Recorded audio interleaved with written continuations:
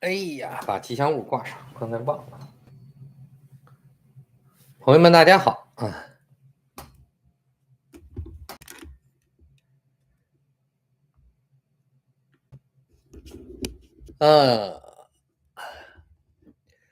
昨天是情人节啊，昨天是情人節，这个应该是补昨天的视频，也就是补昨天情人节的视频啊。所以今天跟大家主要谈一下这个关于幸福的问题啊，男人幸福的问题，也就是爱的问题啊。当然，我跟大家聊这些东西呢，都是一个人，就是都从自己的个人的出发去感受这些东西。很多人都是想听，因为毕竟活到这个岁数了嘛，可能对这些东西接触的也比較多，認知的也比較多，所以跟大家就可以多聊聊啊，跟大家可以多聊聊，好吧？啊，主要是聊聊自己对於愛這種東西的感受，對於愛感受。現在呢，我個人的感覺呢，現在我接觸的年輕人啊，往下呀，80後、90後，特別是00後，都特別的浮躁。我覺得對於他們來講，別說是愛了，就包括做愛啊、性愛，別說是愛了，就這個愛這個東西，這種感受，就是怎麼叫做有意思的活着，我覺得大部分人都不明白。其實呢，跟大家講啊，說一個東西，大家可能不信，就是人真的心要靜下來。心靜下來的時候，在人生中才能看到更多的風景。心安靜的時候，這個世界上那麼多美好的精華，你才欣賞得到。心不靜的時候，實際上是體會不到的。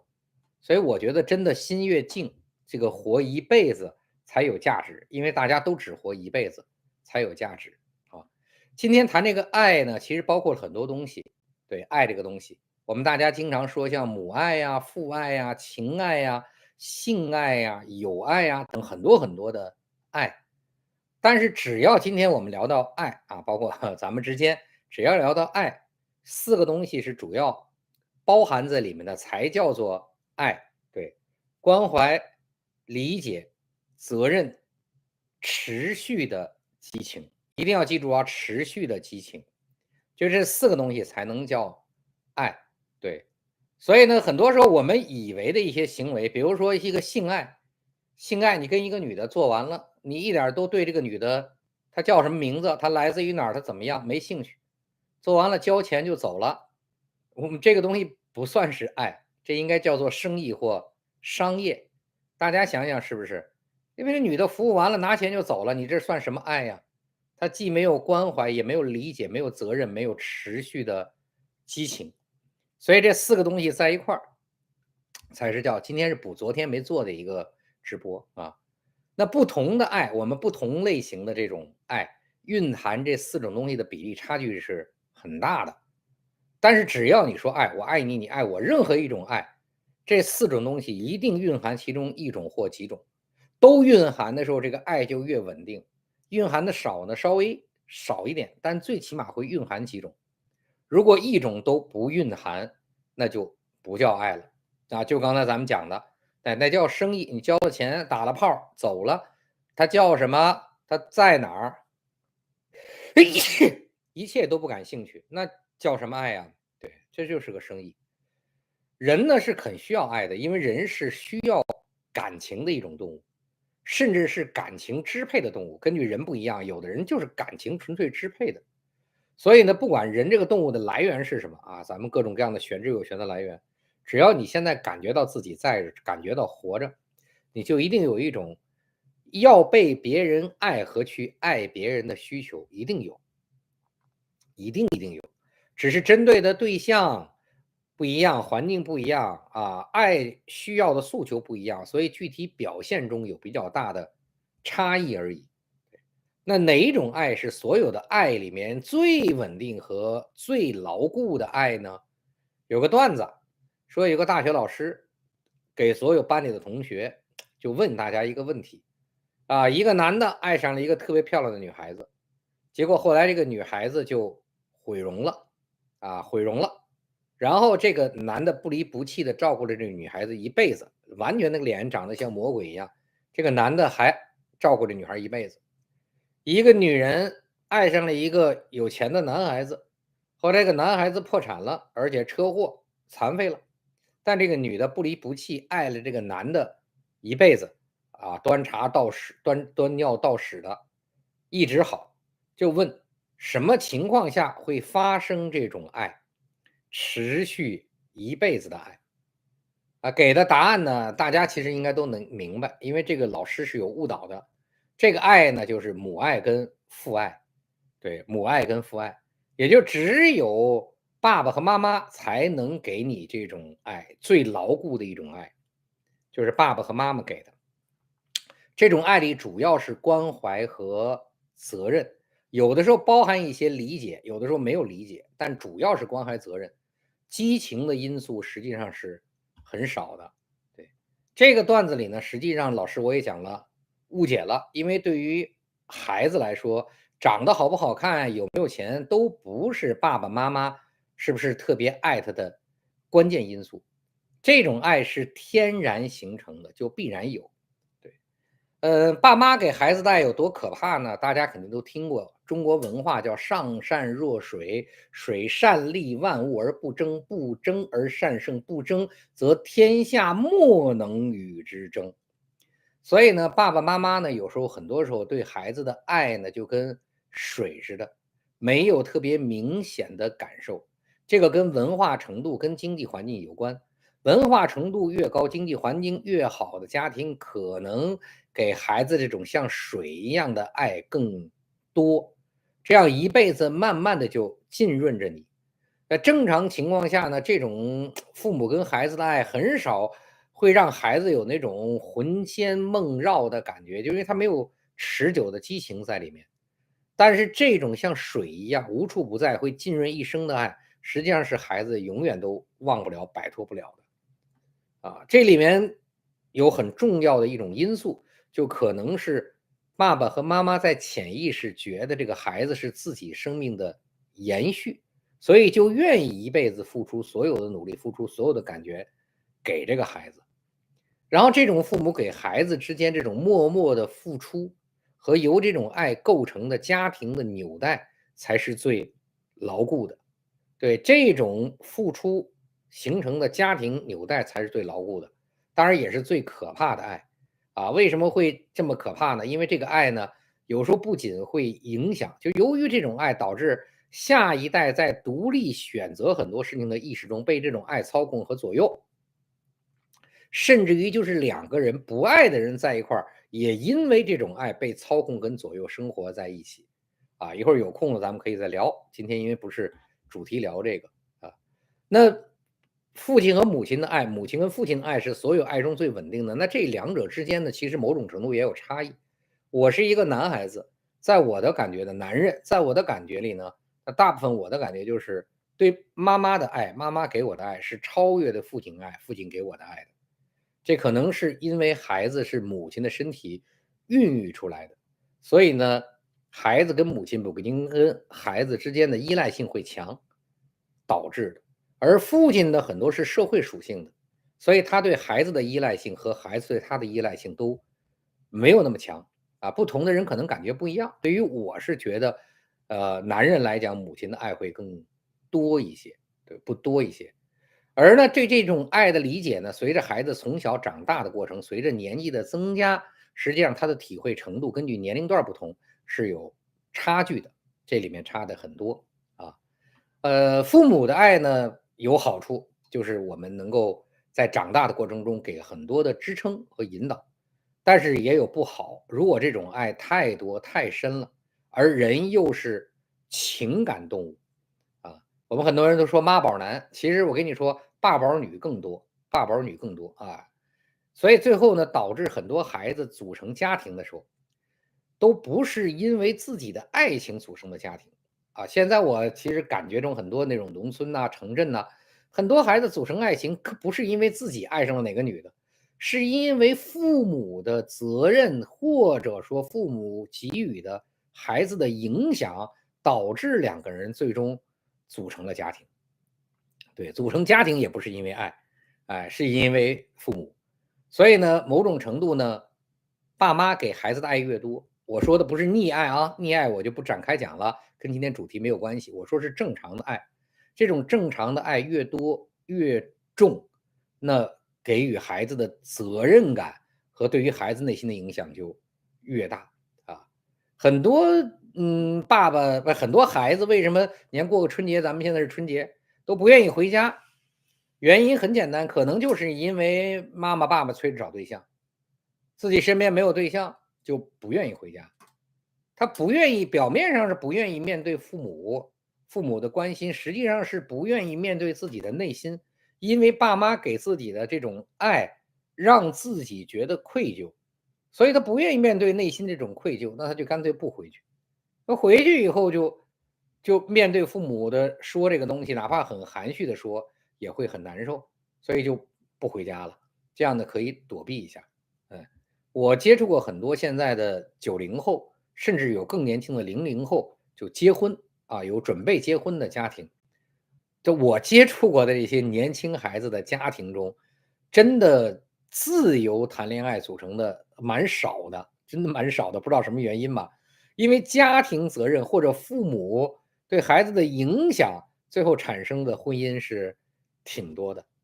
不是因為愛對方，是因為承擔了父母的愛，或者擺脫不了的父母的愛，或者為了不讓父母再操心或擔心，就找個人嫁了或找個人娶了就算完了啊。就在很多小城市可能更多的就是這樣子的。對，就難，就是大家都是這樣子的啊。所以相對來說呢，對爸媽的愛依賴的越多啊，在家裡面認為家庭責任感越強的人，因為父母的因素而結婚的可能性就會越大，獨立的反倒是少。但是父母對孩子的愛有一個最嚴重的缺乏，就這種愛啊，就是激情。這是一頭最穩定的由責任感、信任這種構成的家庭中的這種愛，最穩定。那下面呢，就是由激情構最不穩定，但是最舒服、最爽的愛，就是情愛跟性愛啊。我們把情愛跟性愛放在一塊兒，因為有些情愛可能在某些條件下轉移不了到性愛，而有些性愛就根本不會發展成情愛。那這種性愛跟情愛，它們裡面包含的很多是激情，甚至是持續的激情。這裡面甚至於跟關懷、理解、責任的因素都小很多。對，上次有人跟我講說，年輕人懂得的愛情啊，那個東西我說它不叫愛情，應該它更準確的叫情愛或者性愛。跟咱們說那個愛情啊，因為它沒有真正後面的基礎，它就是一種東西導致的，就是多巴胺。這種愛的驅動只因為一種因素，就是多巴胺，除此以外幾乎沒有了啊。很多學校的學生，初中、高中、大學啊，男的長得帥，女孩喜歡；女的長得漂亮，男孩喜歡。或者倆人有點小秘密，產生了身體接觸，就愛上對方了。這裡面就單純的就是激情，就是多巴胺驅動，多巴胺的愛。什麼時候這種驅動力沒了，因素沒了，這段感情就結束了。就多巴胺是什麼？它是我們大腦分泌的一個東西，來自我們大腦底下一個叫基底核中腦的區域，基底核中腦啊。多巴胺的功能呢，一方面是負責人體的運動控制。一會兒講吸毒你就知道這個運動控制，為什麼你喝了神仙水就這麼喜歡跟人做愛？運動控制。第二個呢就是行為選擇，第三個就是學習跟獎勵的強化。這些東西都是由你的多巴胺來負責的。人要是分泌多巴胺多的時候就高興就興奮，每天無限陽光無限快樂；分泌多巴胺少的時候就開始沮喪，開始憂鬱。你要是多巴胺不分泌，這個人就能憂鬱致死，知道吧？一切都是灰的，這個世界什麼都是灰的，還不如死了呢。所以大家知道，其實控制你情緒好，控制你情緒不好，讓你高興，讓你不高興，讓你衰退，有一個很重要的激素，大腦產生的就這個東西叫多巴胺。那具體的多巴胺呢，實際上是在這個基底核中腦區域是2種多巴胺，一個叫黑质，一個叫腹側被蓋區，大家不用管它就完了啊。第一個黑質它負責的是運動調節。所以呢，大家知道這種多巴胺，你看運動員為什麼大家在足球場上看淨打架呀？看亂七八糟的這種東西，就是運動員啊，到處跟女孩就喜歡上床。你們可能不知道為什麼，因為運動員这種多巴胺分泌一定得旺盛，它是负责人体的运动调節的。而且这种多巴胺就是黑质多巴胺，它的分泌一旦少了，人就动不了了。再少了，因为它死亡率也很高，那人就开始不受控制的抖动、哆嗦。对，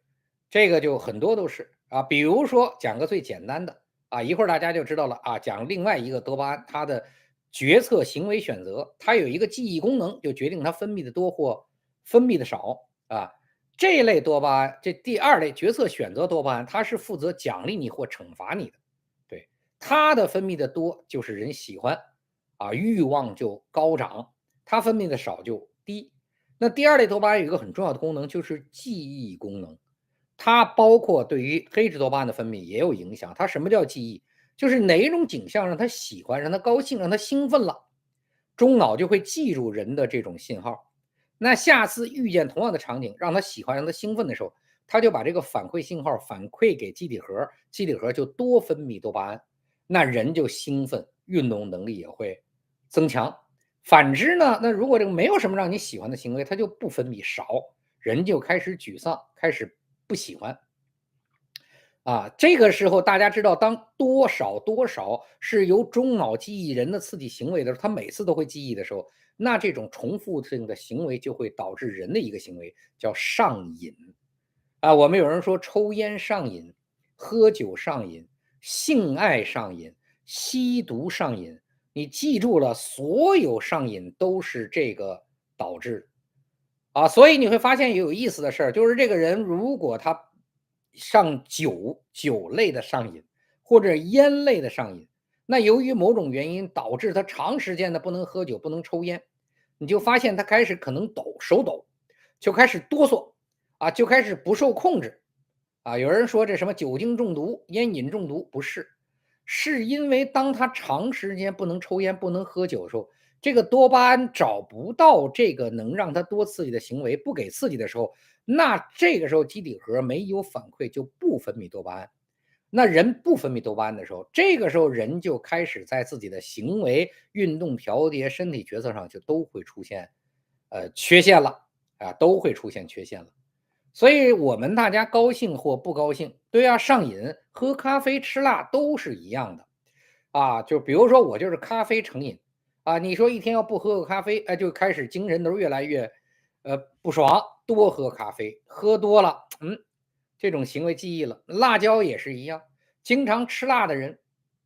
到一個沒有辣的環境，那個辣讓多巴胺分泌的旺盛，就問它也是一樣的啊。吸毒也是一樣的，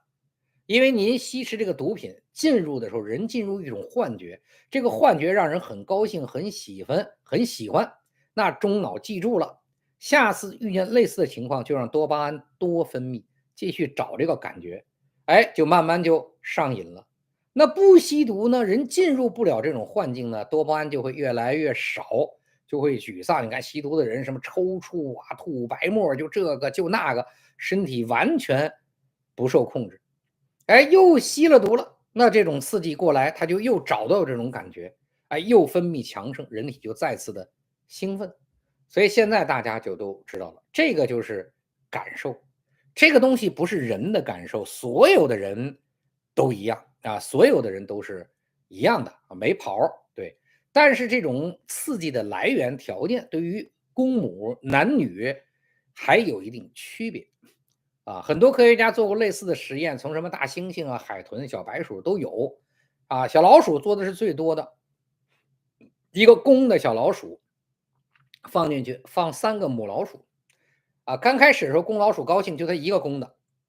剩下都是母的啊，瘋狂做愛，咔咔咔做愛。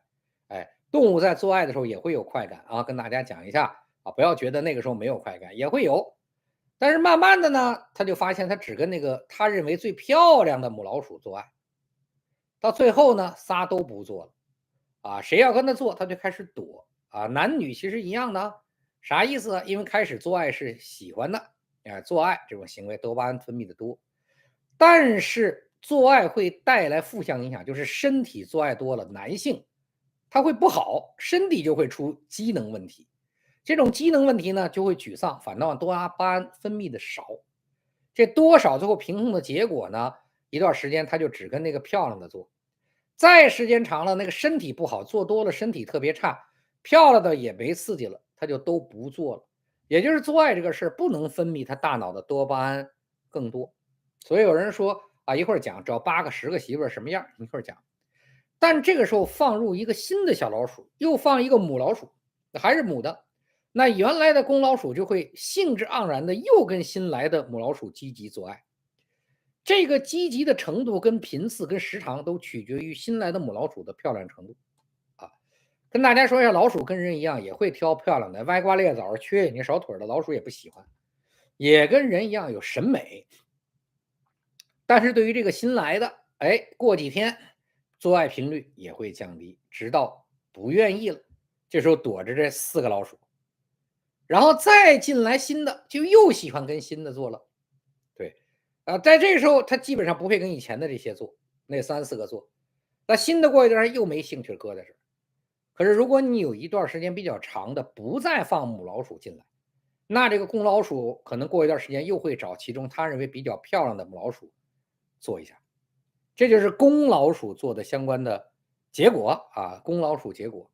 母老鼠的結果是不太一樣的。母老鼠如果1只母老鼠 N 只公老鼠，母老鼠會跟公老鼠做，但是它會喜歡跟自己喜歡那只公老鼠做，而其他的它就不太做了。啊，你要放进一個新的，也要最後看它挑選跟喜歡的相關結果。它喜歡跟其中一個，就不太喜歡跟其他的。很多動物我講了實驗差不多，那也就是說，實際上這種情況，多巴胺驅動的男人、女人跟老鼠產生這種性愛，就是純粹的性愛啊，激情的愛，實際上差不多啊。現在我們在學校裡面，初中、高中啊，在大街上突然看見一個什麼漂亮男孩、漂亮女孩相互愛上產生的結果，都是這種純粹的多巴胺愛情。但是伴隨時間的推移，如果是一個男的愛上一個女孩，你記住了啊，單純的多巴胺愛情一定會越來越減少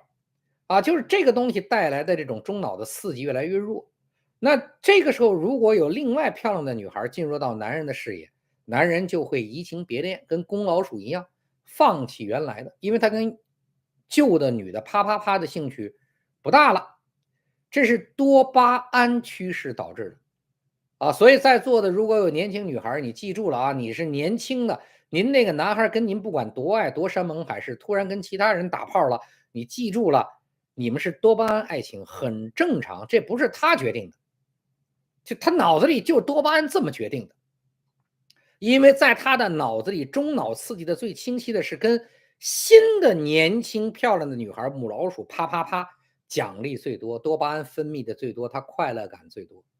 跟你這個老的老鼠做愛，母老鼠它沒這麼多興致了，對呀。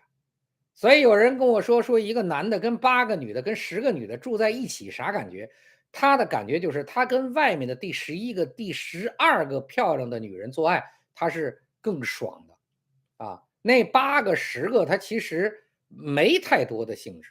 沒太多的一個興趣。但女孩如果單純的多巴胺的這個愛情，那她會喜歡遇到的特別帥的男孩跟女孩，在他們倆形成多巴胺愛情的時候，她不會瞬間跟其他的啊。但是現在呢，00後可能有的女孩是可以跟很多人的啊，這個就是個案，咱們不聊啊。可是如果有新的更帥的男孩子跟自己喜歡的類型出現，他也是會移情別戀的啊，這個是跟小母老鼠也是很像的啊，這都是動物有類似的東西，只是女孩子跟喜歡的男孩子在一起的時候，她的多巴胺分泌下降的速度比男人低得多，所以她可以跟這個帥的，也可以跟那個帥的啊，新來的帥的男孩子多巴胺的刺激只有遠超過原來的時候，才會引起他的移情別戀。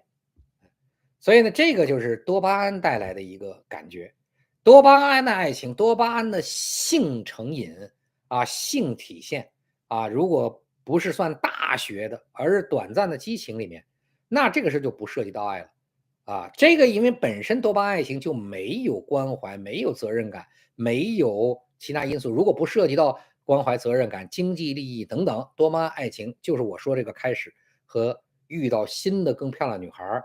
結束。當然，如果這個裡面雙方再因為關懷、責任感經濟利益等形成其他的連線，那再說。長久的激情那真的是要這種男人和女人是完全不一樣的。但是一夜情也好這個援交也好外面找女的這個花錢啪啪啪等等，這種情況呢男人来講的話，单說男人來講，其實女人也一樣去那些鴨子店的，僅僅就是多巴胺獎勵，為了获得多巴胺獎勵。也就是你在用這種性交的時候，你會爽，因為這種性交可能是因為它能解決你的好奇心，讓你記憶了爽，或者能緩解你的壓力，讓你記憶了爽，或者能給你帶來对女人的征服感，讓你記憶了爽，或者能滿足你跟女性的報復欲比如戀愛什麼的，或者讓你爽。反正不管它是什麼原因，它都是因為各種各样的条件爽了以後刺激你的多巴胺，這些刺激導致多巴胺分泌的更多，被中腦記憶。唯獨這些刺激裡援交也好這什麼找這種妓女這找鴨子呀，一夜情唯獨這種刺激裡是不包括愛情的，唯獨沒有愛情。所以呢，在這些裡面，很多人经常會去夜總會會去專業的會所機構享受這樣的愛1個、2個、3個、5個、10個去做。但是結束後呢，更多他自己的回憶也好，或者跟其他男孩子一塊聊的說的都是這些女的長得有沒有特點呀，身材怎麼樣技巧怎麼樣特點有沒有獨特的地方比如說私處的什麼等這個特點那個特點，胸部的等等。唯獨对於這個女的是誰，這個女的什麼家裡面是什麼，有什麼興趣愛好等等，通通都不知道，因為他根本就不在乎。对，他不在乎这個是誰可能記個代碼之類的，我的代碼都不記。如果這女的比如按摩的很舒服，或者身材特別好，或者技巧特別棒，能夠滿足這個女的男的的一些什麼緩解壓力、好奇征服感報復欲等等，那他下次可能還會來去找這個女的。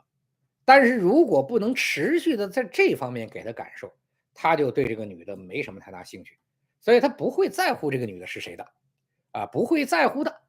因為這種東西是他的性成癮症。至於他的性成癮是因為好奇心帶來的，還是緩解壓力帶來的，還是征服欲、報復欲等等帶來的，自己最清楚。唯獨不是因為愛誰甚至於可能他需要母親給他的關懷帶來的，誰更像媽他就更喜歡誰，但是這不是一個正常的愛的那種感知做來的所以喜歡這樣的時候，對於這個女的是誰不重要，而是這個女的能滿足他哪一種多巴胺需求就更重要男的在這個活動中呢，很多人都會表現出強烈的傾向性比如說有的更喜歡女性給他做前列腺按摩，有的更喜歡女性給他做口活更喜歡射在女的身體裡面甚至於像我遇見過電通電陽的日本的，就喜歡這個女的在他身上尿尿高興。至於他這個東西能給他什麼樣的刺激點，咱也不知道，對吧？還有的喜歡 SM 的，還有的喜歡處女的，对，大家一定要記住了我說这些東西中都是因為這些他喜歡的特點是最能夠給他這個中腦帶來刺激，進而中腦讓多巴胺更多的分泌，讓他產生快感的這種來源。唯獨他最不感興趣的就是愛這個女的就是愛這個女的所以呢所以就是這個有很多人不喜歡處女，很多人不喜歡處女。我跟大家說你們在座的很多喜歡處女的可能是沒做過或者少。為什麼不喜歡呢？因為很多人都喜歡在這種感受中，對方給予他更舒服、更舒坦的感受。比如說咱們就都是男人談，就喜歡聽女人叫，叫的要多爽有多爽啊。那你这个找的如果是第一次的小孩儿，他根本没有，他只有痛苦，他啥都做不出来，对，他可能只有痛苦啊，甚至于连痛苦他都不知道该如何表现，对啊，身体的感受迎合度就更都没有，所以很多人是不喜欢的啊。所以呢，那是你喜欢，你有这个爱好啊，每一个人不一样啊，每一个人不一样。所以呢，各种东西，因为我讲了，就是哪一个能刺激你多巴胺，你的瘾在什么地方，你就会基于这个地方。所以有的人说我也喜歡找女孩兒，但是我喜歡找女孩兒呢，喜歡談一談、聊一聊、吃吃飯、逛逛街，有點感情在一塊兒上床。對，您的這個感情是從愛這個基點出發的，知道吧？你是從愛的基點出發的啊，這個是不一樣的。而有的人呢，就是女人多，是女人越多越好，10個、8個、20個、50個，這性成癮症。這個它不是從愛的基點出發的，它是從中腦記憶給自己分泌的多巴胺的快樂來產生的啊。那他要是有一段時間幾個月都沒有女人，他就很沮喪，就很沮喪。為什麼呢？因為多巴胺的中腦找不到類似這樣的刺激感了，他就不爽了啊。那有哪種東西是特別可怕的呢？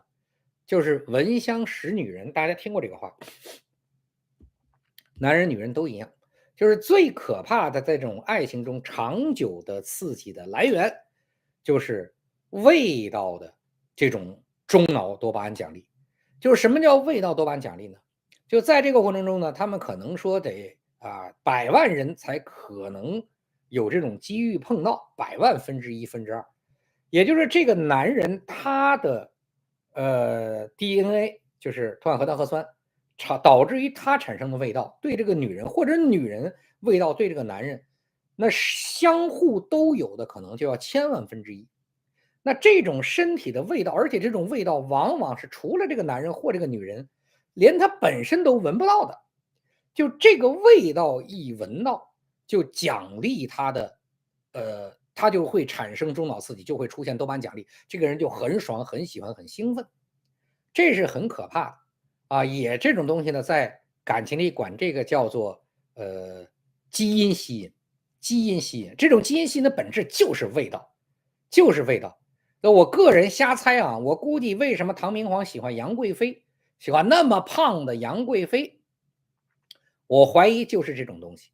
那這種東西就導致被吸引的一方或者雙方根本就無法擺脫對方。所以我開玩笑，我說那時候為什麼有溫莎公爵啊，那麼帥氣年輕的英國的未來的國王放棄王位，跟一個又老又醜的女人去過一輩子啊，我個人懷疑都是這種東西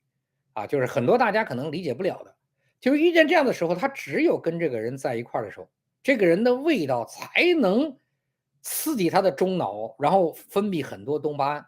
這就是天選之人了，沒有辦法，你擺脫不了，你就是強迫的分開，多長時間之後再遇見這個人，然後你就一下又會沉淪進去，因為這個時候多巴胺帶你了，我跟大家說叫癮，成癮，叫性癮，慾望啊，帶來的就是這樣的東西啊，慾望的強烈帶來的東西你很難去控制。所以呢，就是愛其實有很多東西組成，基礎的條件呢，就是我剛才說的關心，就4種東西嘛啊，這種東西越多越好，理解、責任和長久激情，關心、理解、責任跟長久的激情啊。那現在呢，說不，說我跟我女人在一塊兒，我就是有錢，所以我們在一塊兒啊。那這個愛情很簡單，那也就是說，不是因為你的關心、理解、責任或長久激情，而是你的財富。這個財富刺激了這個女的，這個女的因為你這種財富享受到的東西，能給她帶來一種這種多巴胺的刺激和多巴胺的情緒，所以呢，她可能在這個時候也會讓自己愛上你。當然，有的人只談理性啊，不談就是因為你有錢我愛你的，那沒有多巴胺分泌，那這個時候你們倆就沒有愛，你們倆只是因為父母或者某種原因走到一块儿。那有没有女人跟一个有钱的男人在一块儿，慢慢就爱上这个有钱男人，伴随这个男人给她买东西越来越多，有。这时候她产生这种激情，不是因为这个男人，而是因为这个男人的財富帶給她其他的這種責任感啊，穩定，帶給她的關懷，哎啊，下雨天來個車，有司機照顧着，都有保姆伺候着啊，這種感受來讓她心裡產生的這種愛啊，不一樣的啊，都是不一樣的。所以大家呢，今天因為什麼講這個呢？今天我說了，這應該是昨天的情人節，應該講這個。你們大家呢，可以也是，因為本身就是個八卦的欄目，你們可以自己去對照一下，看看自己對自己家裡的那個愛人，是不是就只剩下家庭關係了，就沒有愛了？為什麼呢？我們之間形成的穩定關係啊，都是因為相互之間形成的家庭關係。這種家庭關係引導呢，因為家庭關係穩定，大家就會承擔責任，有相互的關懷感。我離開他了以後，沒有這種關懷感了，那我會有很大的一個失落。這種帶來的家庭的親情之間、親人之間這種愛，親人的愛啊，不是單純那種激情跟性愛啊，不是這種愛了啊，這種東西穩定的，還是我在外面造成的什麼東西去穩定的，好吧啊？我個人呢是覺得，男人女人沒有辦法，因為作為這種動物本身呢，感情出於感情出發是排他的，是排他的。但是對於男人這種動物呢，它帶來快樂的快感的來源不一樣，它擋不住自己去尋找快感，能妨礙的就是它現有的條件的高和條件的低。當它條件夠多的時候，他就會望着這個方向去走啊，很多女人都指望一個男人在開始沒有愛上她的時候，通過他長期的不懈的努力啊，男人也有這樣的啊，男人叫舔狗是吧？叫舔狗是吧？備胎，最終讓這個女人愛上他，那是不可能的，那是不可能的，對，這是不可能的，是你對自己越來越多的付出的不甘，導致你自己的堅持，好吧啊，咱們反正是一個聊八卦的節目，大家做什麼東西都可以，喜歡問腎寶沒有什麼用啊，跟大家坦誠的說，就這種東西對於你自己的這種情緒沒什麼用啊，你去買腎寶還開個玩笑，還不如買個藍色小藥丸，對，你還不如買一個藍色小藥丸，因為個藍色小藥丸在你的這樣的活動中給你帶來的這種東西會更多，很多地方都能買到藍色小藥丸，好吧？啊，我是一家之言啊，自己的一家之言，因為我身邊最多的一個老哥，號稱在全國有上萬個情人，這裡面絕大部分是他沒有睡過的，但是他特別喜歡這個感受，他有幾十個微信群，哪一個群裡面除了他都是女的，都叫他老公啊，都叫他老公，所以呢，那個這個各省市去劃分啊，就按各省市去劃分。他喜歡在裡面去發紅包，享受所有的老公，然後到每一個省市、每個地區去了，跟他所謂的媳婦兒吃飯，晚上會找幾個願意的去睡覺，給這些女的更多的錢。對，那他的東西呢，其實更多的呢是需要關心跟關懷的，也就是他的這種關心跟關懷是刺激他自己更興奮啊，讓他自己上癮跟成癮。每天在這種這麼多女的叫老公，給他發各種裸照啊，各種東西中來得到充分的滿足和感受慾啊，反倒不是到哪個地方跟女的上床讓他會更這麼興奮，感受不一樣，所以他不會愛這些女的，叫老公老婆只是他喜歡這種感覺，他不會愛這裡面的任何女的，也不會考慮跟這些女的什麼結婚一輩子，只是他的成癮是成癮於這麼多女的天天圍繞在身邊，心裡那種很舒服很高的這種慾望和感受。對，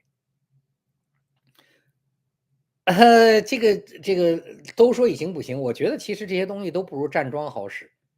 個人的感覺都不如站樁好使。我不知道從最開始咱們講這個欄目開始站樁到現在有沒有人出氣的，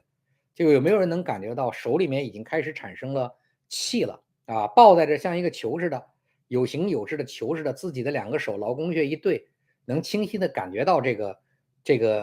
綿綿不絕的。你看我一般跟大家講這個手都有感覺这種氣了啊。如果你開始能夠有這種東西了，你慢慢的身體條件在那個過程中也就開始有很多控制，對，有很多控制。有氧運動蹲起這種比較劇烈的都不太有作用。我個人覺得性這個東西跟你的氣的含量還是很關鍵的。我不知道啊，只是有人跟我講說肌肉男一般床上都不太行，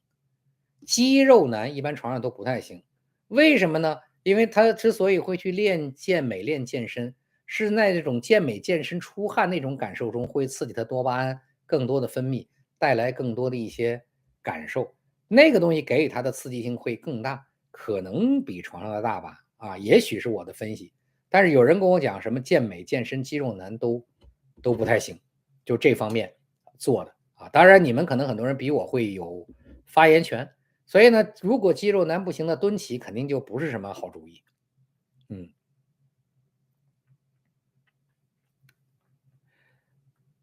有沒有錢有沒有病，大家不要去看，因為每一個人再說一遍，每個人的愛好，那你就覺得那個男的，比如開個玩笑，他就喜歡這個被女的鞭打啊，或者喝女的尿，那你覺得是什麼？你只能說就是那種行為是刺激他身體多巴胺分泌最多的啊。不跟你們大家講人的組成了，因為我們人實際上就是用 DNA 堆砌起來的一個框架。我們的所有東西都是 DNA 這個小積木搭起來組成的構架。你喜歡什麼不喜歡什麼，很多東西可能這個 DNA 裡面都給你們去確認了，由此它會導致最後你中腦記憶的東西和引導你興奮產生多巴胺獎勵的東西不一樣的，都是不一樣的。所以每一個人只要正常的思維跟行為正常，你不能因為他就是個女的喜歡女的，他就是個男的喜歡男的，他就是喜歡 SM啊等等，然後就覺得他有問題，都很正常。他對於他的這個分泌狀態獎勵的刺激正常，你對於你的也正常，只要他在人生中思維沒毛病，就是正常人。我的感覺是這樣子的啊。還有性潔癖的也是一樣的，性潔癖的也是一樣的，对，所以就是不喜歡啊，一旦遇到這個，馬上多巴胺就不分泌。看到性器官啊，遇見這個東西，這種東西一般都是因為受過傷或者在講解理解的時候產生了不好的影響，導致他看到以後多巴胺迅速中腦刺激，多巴胺迅速分泌減少啊，人就開始沮喪、悲觀，甚至於會厭世，所以這個時候他就會討厭性，超級討厭性。那有的人說我要用我的關心、關懷和愛去改變他，這是很愚蠢、很傻的行為，因為他是多巴胺決定他不喜歡性，你給他再多關心、關愛的那種體貼，是在情感上讓他多愛你一些，可這個情感影響不了多巴胺，所以當他看到你的性器官的時候，他立刻那種感覺就上來了。你永遠不要夢想跟這樣的女人產生真正的有刺激的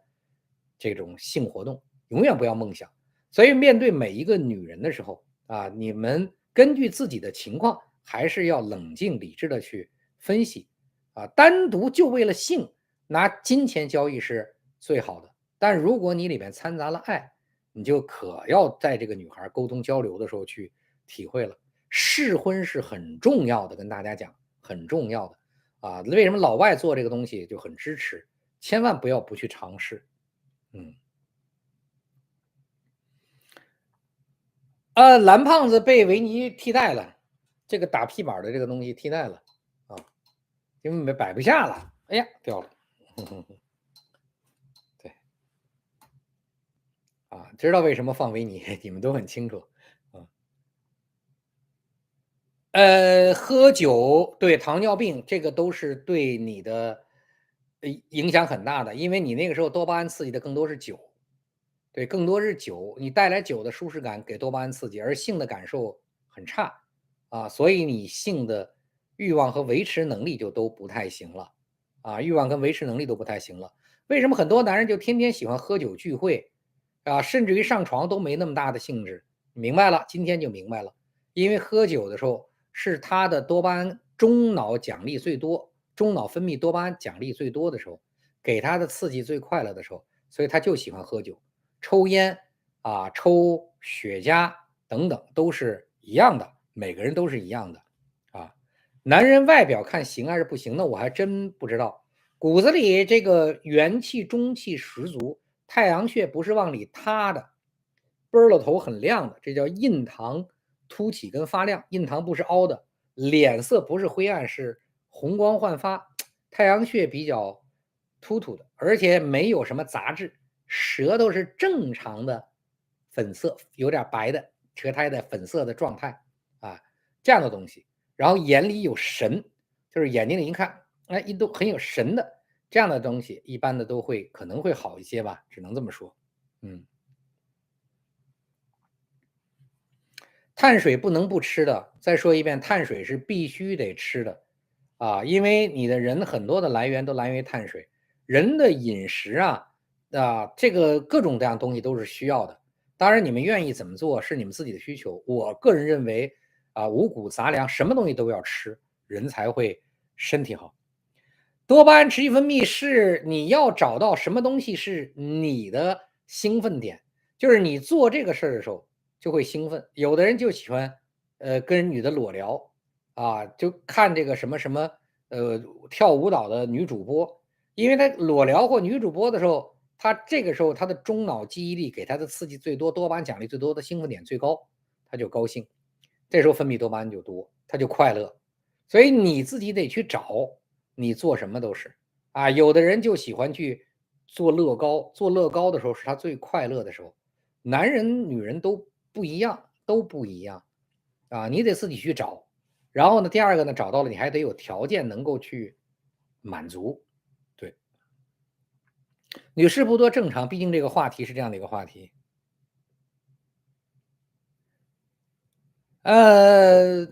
我加入，抱歉，那個沒有會員啊，沒有會員啊，我過兩天加 Telegram 吧，啊，聊的人就是眼睛有神很重要的啊，眼睛有神很重要，眼睛小也能看到有神，這跟眼睛大沒有小，眼睛小沒有光沒有關係。眼睛有神，我不知道你們大家有沒有接觸過，有的男的有的女的，就是聊着聊着眼睛裡那種精華就是一閃，你都能看見他眼睛裡有那種精華閃出去，哎，這個是就是比較好的，就喜歡好的。糖尿病目前啊，謝謝女孩子，糖尿病目前沒有什麼有效的治療方式，對，那就是為什麼你說那女孩子為什麼年輕的時候喜歡帥哥，年紀大了慢慢就變了呢？那很簡單，因為她可能跟帥哥談朋友，或者她伴隨着年紀身邊的社會感染，對於她自己多巴胺的中腦選擇和刺激的樣品變了，有的是有不一樣的影響刺激，有的是刺激的東西更多了，導致於這個帥的男孩子給予他中腦刺激和影響多巴胺分泌的程度減少了很多，所以這個時候就不一樣了，這時候他就可能從最開始學校的那種感受變了啊，變成不一樣的啊。喝酒也是一樣，有的人可能年輕的時候愛喝白酒，年紀大了可能就愛喝葡萄酒啊，比如乾紅乾白之類的，也是一樣，都是刺激發生轉移了，一樣的。但是真的多巴胺是人體所有慾望的來源，這個是目前人類能有的技術中已經完全驗證的，就是人是不是狀態好條件好，你在你本身肉體的基礎條件一樣情況下，能不能發揮最大的作用，就是你多巴胺分泌的相關的情況啊，你的多巴胺分泌少就是不行。所以呢，在運動員裡面都是要求所有的運動員，就是你能不能當運動員的一個很重要的一個東西，說男性激素啊、雌性激素、雄性激素，但這裡面很重要的一個東西就是你的多巴胺的分泌情況啊，它的多巴胺很多啊，就是分泌的很旺盛，分泌的條件很好，那就不一樣啊。這裡面主要是黑質多巴胺，黑質多巴胺分泌的很旺盛很好，因為黑質多巴胺它的消失率很高，那這個人的運動屬性就很強。運動屬性就很強，哪怕身體素質沒那麼好，但是呢，學得也快，跑得也跳得也強，哎，所以呢，這個就不一樣，個子很矮可能都能夠扣籃，這成長的過程中，所以呢，就是目前人類研究結果，多巴胺對人的情感、情緒各種東西的作用是最強大的，最強大的。对，打了科兴疫苗很簡单，就是改变你的身体条件了，改变你的刺激条件了，会是这样子的啊。某种程度呢，人越来越衰老，男性越来越衰老，男性体内的雌性激素就会越来越多；女性越来越衰老，女性体内的雄性激素就会越来越多。所以人说年纪老了70、80岁的老头像老太太，老太太像老头，雌雄不分了。那这种情况下，激素调和的越中性，那麼对於多巴胺的可能產生的刺激度就越差。所以為什麼很多人說同樣一個事，年輕人就炸起來了，60、70歲的老人看這個事沒反應啊，不一定是老人淡定了，是老人的多巴胺分泌的調節屬性已經很差了啊，所以他這個時候就算是很刺激的事發生了，他的多巴胺分泌也不會跟隨這個事情馬上就會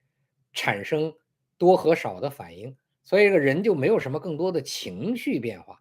但是年輕人不一樣，所以老年人談戀愛呢就很少遇見打罵、哭鬧、摔東西的，年輕人就會遇到，他的興奮跟沮喪產生的都很快。打疫苗根據身體不一樣，國內的疫苗，但是很多人身體會出問題，死條件不一樣吧？你到現在都沒死，應該不會死的吧？抗衰老，抱歉啊，中國人我說一個是站樁，一個是站樁啊。咱們上回講過，現在目前最有效的兩種，一個是腎上腺紅素，一個是胎盤幹細胞啊。有人說這個東西沒有用，但是既然這麼多有錢人都去做，而且做完了以後真的對身體有影響，那就被證明是有效的啊。那除了這個內在的，就是腎上腺紅素跟胎盤幹細胞都跟人體有關。那外在的東西能不能抗衰老？有啊，有一個70幾年的一個富豪，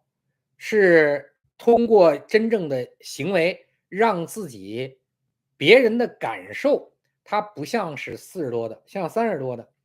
但是他那種感受的生活是別人無法去承受的。也就是他幾點鐘起床，吃了像粑粑一樣的東西，一天多少小時運動，運動多少，吃多少次，然後呢，保健品上百種保健品，每個保健品根據身體的激素調節量是多少，就是過着一個幾乎所有人都無法忍受的一種相關的生活，來達成自己變得更年輕一些。這是我忘了國外哪一個富豪是這麼幹的，但是他那個變年輕的方式，大家說都做不了，都做不了啊。但是目前腎上腺紅素跟胎盤幹細胞的門檻還是很大的。門檻很大的，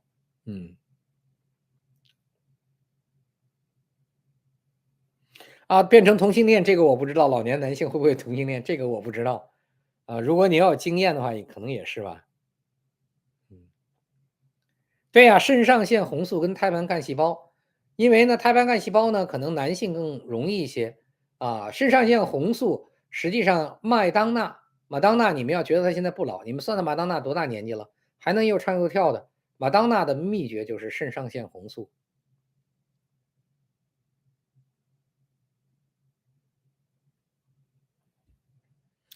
打小就是淡定，是因為你的中腦中刺激多巴胺分泌的東西少你淡定成癮的東西少，激動的東西少，那就是說你自己的這個刺激中腦的能引起它極大的快感被記憶，然後引導多巴胺分泌的這種刺激的元素少，元素比較少。官僚權貴在我認知的裡面，我其實也差點在裡面。很多如果你找的真是官僚權貴，很多都是相互之間的權交易相互之間的权交易。比如說我認識中國一個保險集團的一個男的某保險公司很大的保險公司老總2個字的名字被國家紀委抓進去待了2年，然後去年年中放出來的。他呢就跟一個双胞胎姐妹2個人，他娶了姐姐，並且妹妹也收攏給自己。然後北空的一個政委在退休之后進入國家政府相關的機構，跟這個國安體系有關，而且掌握大量資源的機構。之後呢，這個權貴就把這個雙胞姐姐的妹妹他讓这個妹妹擔任了一家影視公司的實際控制人，然後把這個妹妹呢就嫁給了這個北京軍區的退休的這個人，退休這個人老婆不在了然後嫁給了他，就是這種結婚。結婚出來這個權貴的北京空軍那個兒子，他這個兒子長得比較胖，他兒子再怎麼找的女的呢？就說這些人之間都是因為資源和關係套在一起的因為資源和關係套在一起的。所以呢，如果你確定的是這些官僚的孩子的這些東西，那麼他們的婚姻很多都是政治婚姻，跟利益有關係。當然，這種政治婚姻呢，雙方也都不管對方我呢曾經跟北京軍區政委老的政委的孫女那時候住在王府井的翠花胡同，大家聽過翠花上酸菜吧？但是可能不知道翠花胡同里有一個院儿，是当時一個軍隊的院兒2層小樓，一個女孩那個時候呢，這個2個字這個女孩也是有一段時間有一段時間。然後這個女孩的那個父親是軍队的高管，母親呢是嫁給了父母分開了台灣的一個很著名的教授。对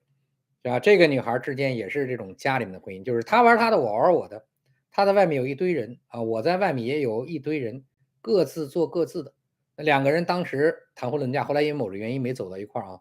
那談婚論嫁只是為了有一個，因為家裡面都說要結婚，為了有一個要結婚的名頭而結婚的，都是這樣子的。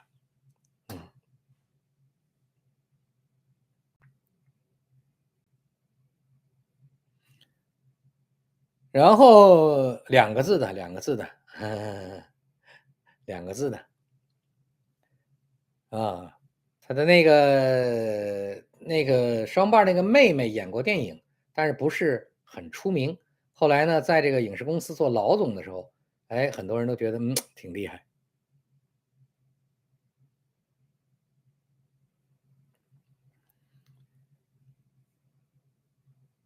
那我不知道誰艾滋了，因為得艾滋病還是挺多的。唱什麼大中國的那個男孩子就是艾滋他獲得性免疫功能綜合症嘛，他的全稱叫做。对，這個東西其實理論上呢，就算得了也無所謂，因為現在雞尾酒療法可以活一輩子只是你自己要注意身體而已。這個不治之症呢，人類呢只要發現的早就沒什麼太大的問題，對吧？沒什麼太大的一個問題所以呢，那個就是也，但是還是希望大家要謹慎，你防无可防。其實呢，在真正的性生活中，我經歷的人中這個艾滋還不是最嚴重的，就是很多病，包括一些性病還都不是最嚴重的。最難防的跟大家講是什麼？是乙肝甚至還有丙肝是最難防的，因為有很多男的可能並不一定會去打乙肝的疫苗。但是在這個圈裡面混的女孩，你說她們真正什麼有性病的，什麼戴個套什麼之類的還好辦。可是很多女孩實際上不知道的，很多男人不知道的是，她有肝炎，對，她有肝炎，或者是肝炎病毒的携帶者，就是她即使是靠醫療治了沒什麼症狀，但是她也是大三陽沒法轉移，也是肝炎病毒的攜帶者。所以你跟她打個炮吧，只要你沒有體液的接觸，甚至於沒打炮打個啵兒，只要你沒有體液的接觸，那你就很可能因此就得上肝炎。而這種東西呢，咱也都知道，一得呢就是一輩子的事兒。所以大家呢可以去看看那些傳染性疾病，來考慮，就是真的要在做這個過程中，你是不是要去做一些提防，跟女孩去做一些提防這個我講了，就是藍色小藥丸嘛，勃起不好買個藍色小藥丸嘛就 OK 了。利益結婚上不上床，根據需求其實也上沒有什麼不上的，也上。但是呢，沒有那種身心融合的一種感覺某種程度也是因為上而上吧可能就是這樣的東西，但是沒有什麼，而且就很少，就是次數什麼條件都很少都很少。我當時那個女孩子，我一直不覺得對我有任何感覺，2個人就是一個完全的政治的一個那種就是談戀愛，但是最後呢就到談婚論嫁，最後呢是因為我的原因啊，不行不坚持了啊，不做了。结果我也没想到跟这女孩断了以后，明確跟她斷了以後，那女孩竟然在我的門口啊，整整的就是叫喚、敲門，坐了一晚上。第二天早上10点打開門，女孩坐在门口，给我嚇壞了。对，给我嚇壞了啊！現在還有聯繫，可能就是開始的時候大家都沒把這個當回事，大家反倒沒有感情，待習慣了，都覺得以後政治婚姻嘛，結果突然有一天要分了，也許啊，這是我想，我是對女孩沒感覺，這個女孩可能對我啊，突然間覺得還有感覺了啊，就是說這個感情這東西就說不定啊，當然我沒有感覺，所以最後還是分了。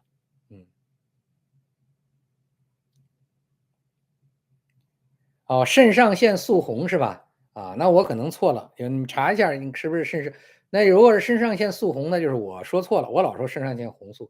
念錯別字的時候很多啊，你們去查一下啊，如果是的話就 OK 了。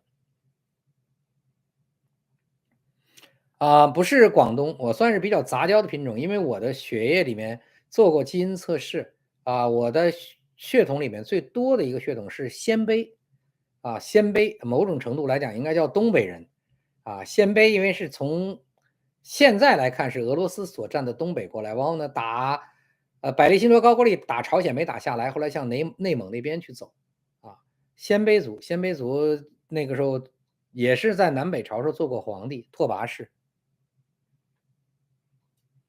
對，西纳菲有人寫了，塔菲纳菲，这个名字都已經寫在上面了啊，這就是偉哥，藍色小藥丸，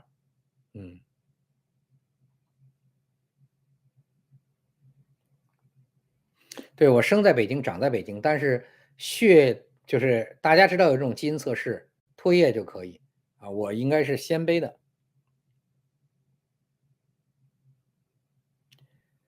還有沒有什麼聊的？對，慕容復是《天龍八部》裡的慕容復就是鮮卑的。所有的雙字，歐陽、東方、慕容、拓跋，只要姓氏是復姓兩個字的，都是鮮卑的，因為當時只有鮮卑有復姓。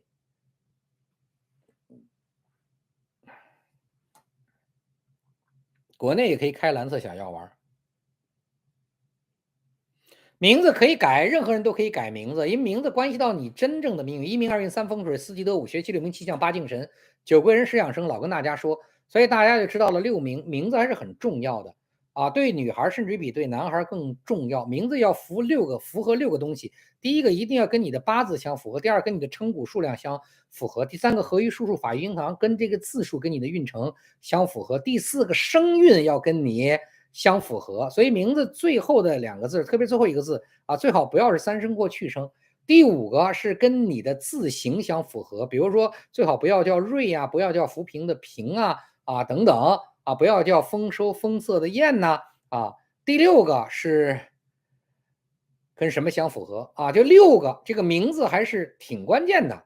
啊，這六個東西都要合，這個名字才 OK。中國的名字啊，漢字的名字。然後不用改身份證，不用改戶口本，只要改了名字，大家都叫就沒關係了。當然，外國的名字就無所謂了啊，老外的名字就無所謂了。所以名字要跟自己要有六合才 OK， 好吧？啊，具體可以去網上查一下，有的。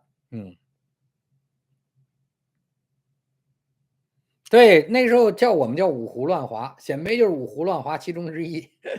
中國歷史上叫。燕的人很多，但是跟大家講過，你只要名字裡帶燕，特別最後一個字是燕的，10個裡面有9個這一輩子婚姻生活不會很幸福啊，出軌率是蠻高的，聽得明白了嗎？啊，這是沒有辦法的啊，大家自己慢慢去感受就知道。所以呢，這個就是名字裡面這個字啊，就都不談其他的，單從這一個字的背景來看就是這樣子。那名字裡是浮萍的萍或者和平的平，一生漂泊的就比較多，特別是對女孩子。名字裡有瑞字，特別是最後的一個瑞寫兆豐年的瑞，一般承擔壓力都比較大啊，一輩子的責任感都比較強。名字裡冰字兒多，節字兒多的，這個人相對比較冷，或者比較冷靜，或者比較理性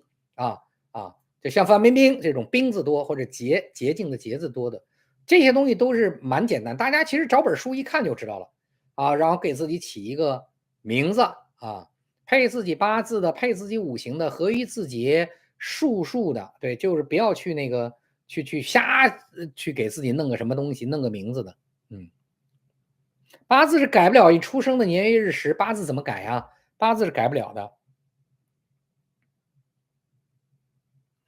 明天说呗，川普的事儿，你们老说，其實坦誠的說，那覆蓋區給我寫川普的好處全是假的，都是胡說八道，我也沒法說啥。什麼川普對中國的什麼什麼關稅，什麼這那的，你好好看看川普在位的時候，習近平那時候也在位，中國跟美國的貿易是多少？您再看看拜登上去以後，中國跟美國的貿易是多少？那肯定是拜登才是更打擊中國的。川普在位的時候，中國的跟美國外貿一年一個台階，一年一個台階。中美之間的貿易，美國從中國進口了多少東西啊？對吧？你出它的政策，你出了政策也沒有影響美國從中國進口那麼多東西。中國因為美國發財，而只是拜登上台以後，才對於中國的貿易進行了深度的打擊。就是很多人都是張嘴就來，然後川普的東西都是張嘴就來。你看看實際啊，香港也是川普在位的時候丟的，中美貿易達到歷史巔峰的時候，也是川普的時候在位的時候做的。所以就是我不聽別人說什麼，我就看數據啊。然後說抓這個，我明天我也會說抓什麼什麼孟晚舟，那跟川普有屁關係？那是 CIA 底下一個區域的老總做，他都沒跟 CIA 負責人說，他自己你看看現在美國說得很清楚，說這個事兒很難得到高層的認可跟同意，所以他自己下令去抓的。而確實他抓了孟晚舟，並且要求加拿大這個引渡孟晚舟的時候，恰恰是川普的辦公室阻攔了這件事情，最後經過洽談，孟晚舟才被釋放的。也就是 CIA 當時底層是堅定要抓的，抓完了引渡到美國，而恰恰是到了總統辦公室給放的。這個歷史都很清楚，你在美國看看新聞就完了嘛。就是川普說歸說啊，但是實際上不管他對美國怎麼樣，他在位的時候都是中國無限受益的時候。你嘴上講有屁用啊？這嘴上講有什麼用啊？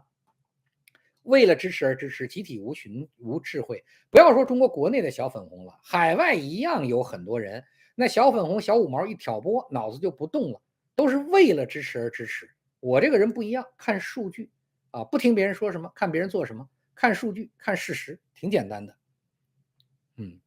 川普回來，那估計他回來跟沒關係，但是我喜不喜歡他，那是我的事兒。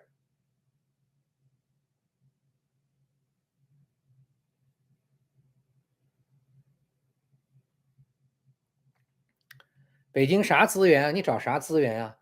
找這個女孩資源嗎？網上有這麼多網站，你上不去嗎？你都能翻牆出來看我的，你上不去網站嗎？網站無限多的網站，什麼全國的鳳樓所在地啊，全國各地方什麼打炮的所在地多了去了，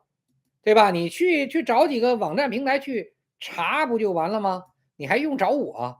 就是如果你能翻牆出來上谷歌。翻牆出來上谷歌，你能在谷歌上找到無數北京全國有女孩子資源的這種平台，然後加了更多的 APP 自己去聊唄，聊一聊看看哪個是真的哪個是假的，因為我自己也不會在國內找，我也不知道真的假的，但是我就知道在國外的大量平台上都是國內各種女孩的資源的這種 APP。安全的我不知道啥是安全的，啥是不安全的，這個就是難題。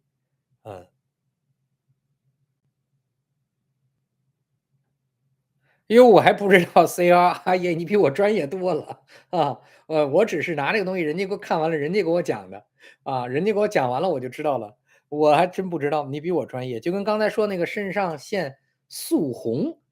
啊，我一直叫腎上腺紅素，告訴我腎上腺素紅啊，那個應該如果他說的對的，就比我專業。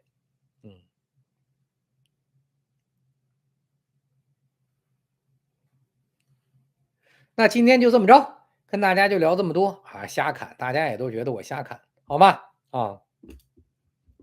對，然後呢，我就瞎這麼一說，大家就瞎這麼一聽，好嗎？啊，然後呢，這樣的有助於國內的好朋友們去睡覺，有助於國外的好朋友們有一些叫談資吧，啊，願意跟人談的談，而且我也希望你們聊男女關係的時候，在我這個上面可以放開了聊，我跟大家說的時候都沒什麼忌諱，包括我自己的經歷都沒什麼忌諱跟大家說。好吧，啊，一個能夠胡侃帶給大家所有放鬆的一個空間。